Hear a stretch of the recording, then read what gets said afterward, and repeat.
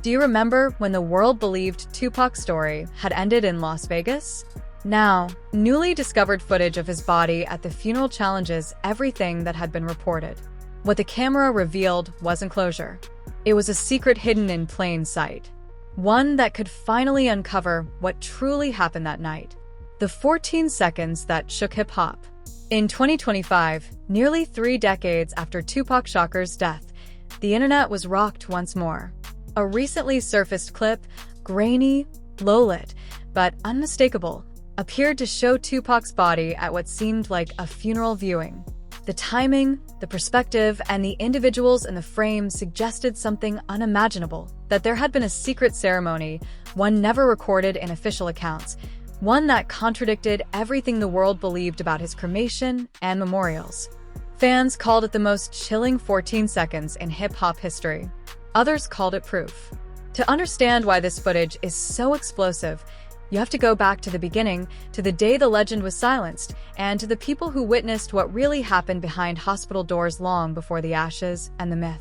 Tupac Amaru Shakur, poet, revolutionary, movie star, was shot on September 7, 1996, in a Las Vegas drive-by after a confrontation inside the MGM Grand.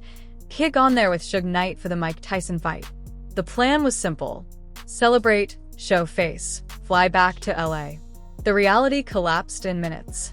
According to eyewitness accounts and police reports, Tupac and Suge were stopped at a red light on Flamingo and Covell when a white Cadillac pulled up alongside their BMW.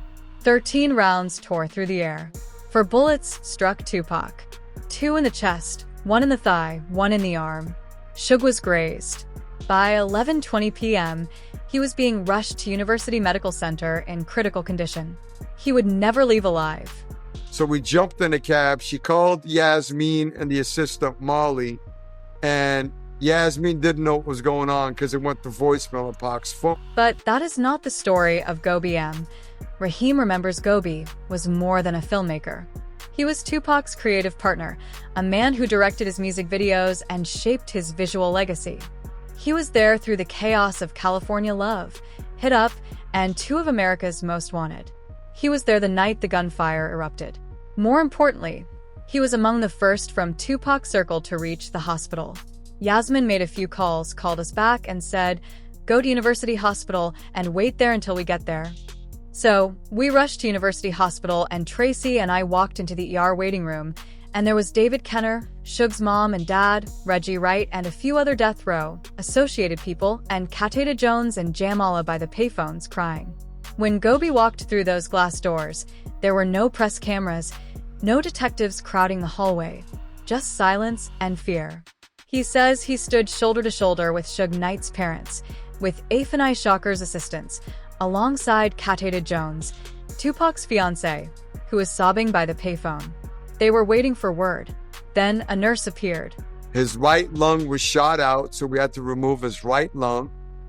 And for the next 12 hours, he's going to go through a series of reparative operations. The clinical tone of the nurse's voice could not hide the truth. Tupac's body was shattered.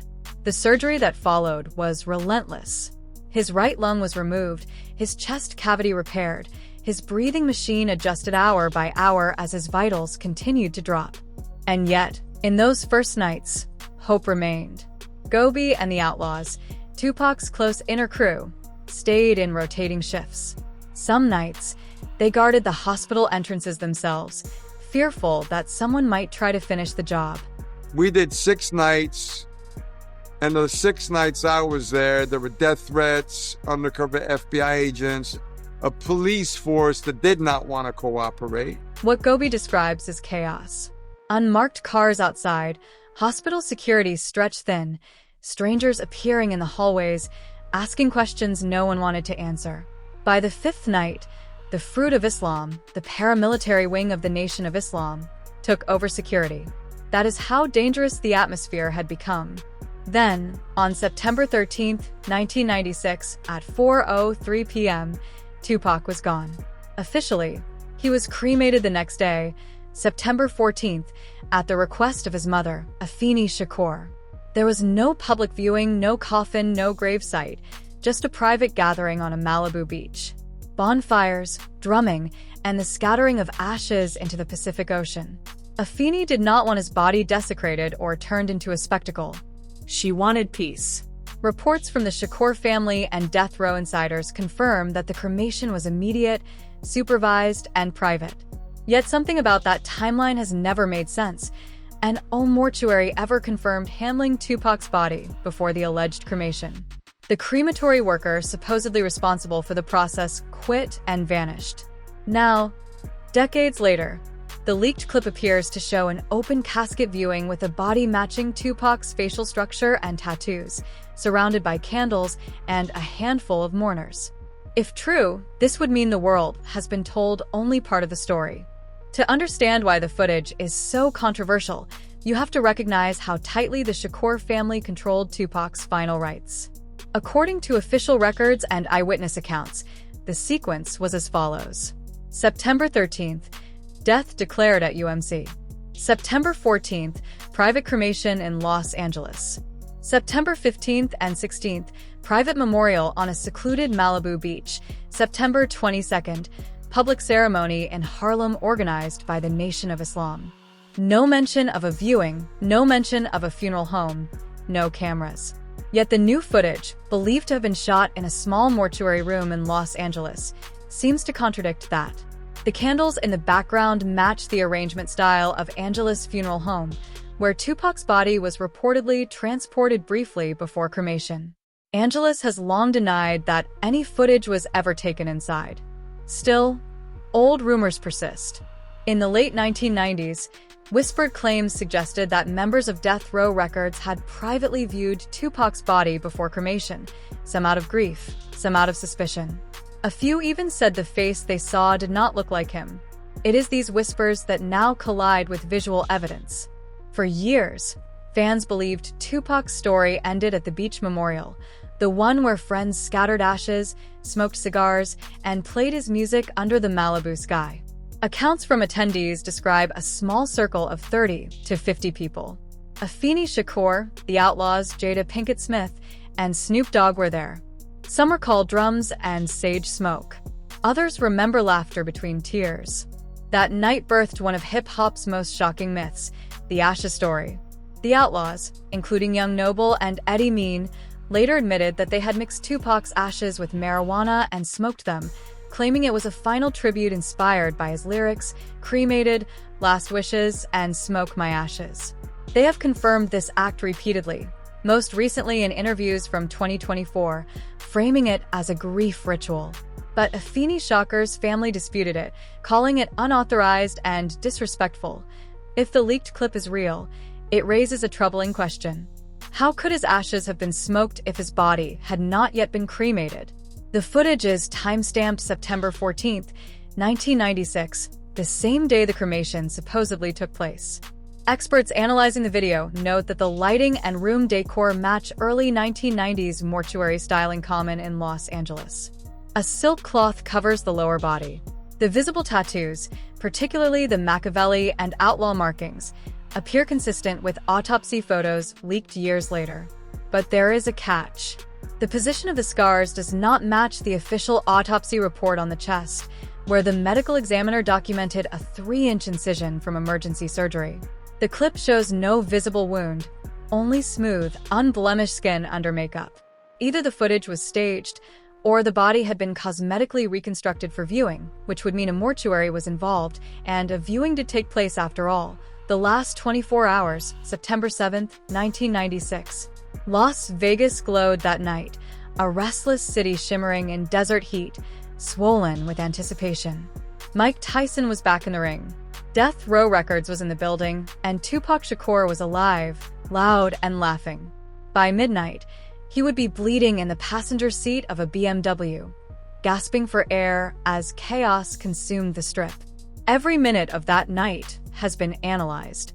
Yet, even now, after decades of theories and police reports, the timeline does not fully add up. The day began like a celebration. Tupac woke late that morning in his suite at the Luxor Hotel, where he was staying with his fiancée, Katada Jones, daughter of Quincy Jones and half-sister to Rashida. The room, according to later interviews, smelled of cigarette smoke and sandalwood, his ritual before any major appearance. He called Suge Knight around 2 p.m. They were supposed to meet at the MGM Grand by 7. Tupac wanted to watch Tyson knock out Bruce Seldon. Tyson had promised to walk into the ring to Can't See Me, one of Pac's tracks from All Eyes on Me. By that point, the tension with Death Row Records had already reached a breaking point. According to filmmaker and insider Gobi Rahim, Tupac had fired his Death Row legal team just 2 weeks earlier, including attorney David Kenner and security boss Reggie Wright Jr. And it was that day, a couple of weeks before Vegas, that he fired David Kenner and his legal team. And I believe he fired Reggie Wright and Right Way either the same day or the day after. And it was obvious. He was ready. Pac was ready to fly the coop. That meant by the time he landed in Vegas, Tupac was effectively operating without official protection. The bodyguards assigned by Death Row were loyal to Suge, not him.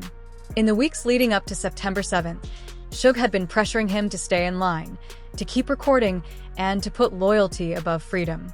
By the time Tupac and Suge entered the MGM Grand, it was about 8:30 p.m. Tyson's fight lasted just 2 minutes. The crowd roared, cameras flashed, and in the chaos near the lobby elevators, one of Suge's men, Trayvon Trady Lane, spotted Orlando Baby Lane Anderson, a known Crip from Compton. Anderson had robbed a Death Row associate weeks earlier, snatching a medallion that symbolized the mob Piru Bloods. That chain had become a line in the sand, an insult Tupac was not willing to ignore. He stepped up.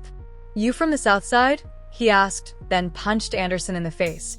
Within seconds, Suge and others joined in, stomping him as casino surveillance rolled silently. The entire brawl lasted no more than 13 seconds, but it sealed Tupac's fate. The hotel's security separated the groups. No arrests, no citations, just heat.